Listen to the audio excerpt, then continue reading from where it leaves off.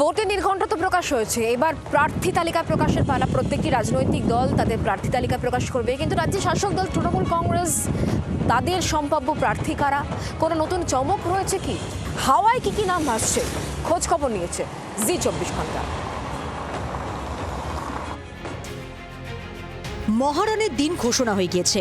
এবার ভোটের ময়দানে কারা কেমন টিম নামাবে তার পালা। দুই ফুলই চূড়ান্ত প্রার্থী তালিকা চূড়ান্ত করতে বসে পড়েছে। কোন মুখে বাজি ধরতে চলেছে ঘাসফুল শিবির? কান পাতলে শোনা যাচ্ছে একাধিক নতুন নাম। নির্বাচন ঘোষণা হতেই রাজ্যের শাসক দল তাদের প্রার্থী তালিকা প্রকাশ করতে প্রস্তুত। ইতিমধ্যে প্রার্থী তালিকা চূড়ান্ত হয়ে গেছে। যেটা জানা যাচ্ছে, আগামী 48 ঘন্টার মধ্যে তৃণমূল নেত্রী মমতা বন্দ্যোপাধ্যায় এবং সাধারণ সম্পাদক অভিষেক বন্দ্যোপাধ্যায় রাজ্যের 294টি কেন্দ্রের জন্য তৃণমূল কংগ্রেসের প্রার্থী ঘোষণা করে দিতে পারেন। এবার যেটা জানা যাচ্ছে যে তৃণমূল কংগ্রেসের কয়েকজন সিটিং এমএলএ পারফরমেন্সের জন্য যেমন টিকিট পাবেন না, পাশাপাশি দাঁড়িয়ে অনেক নতুন মুখও কিন্তু তৃণমূল প্রার্থী তালিকায় এবার দেখা যেতে পারে। কারা থাকবেন সেই তালিকায়?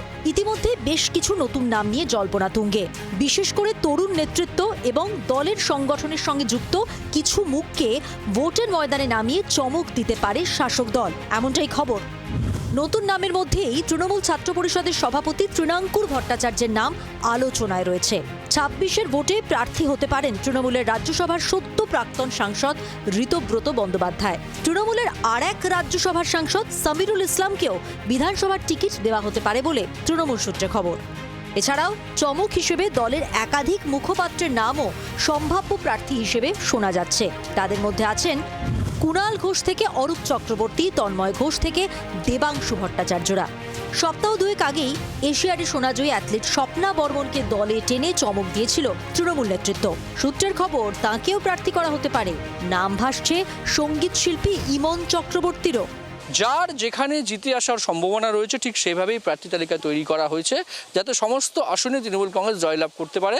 সেই সম্ভাবনাকে সামনে রেখে তৃণমূল কংগ্রেস কিন্তু তাদের প্রার্থী তালিকা তৈরি করেছে, যেটা আগামী 48 ঘন্টার মধ্যে সেই প্রার্থী তালিকা প্রকাশ করতে পারেন তৃণমূল সুপ্রিমো মমতা বন্দ্যোপাধ্যায় এবং অভিষেক বন্দ্যোপাধ্যায়রা।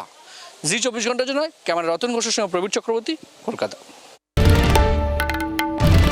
বাংলার আওয়াজ, বাঙালির আবেগ, জি 24 ঘন্টা।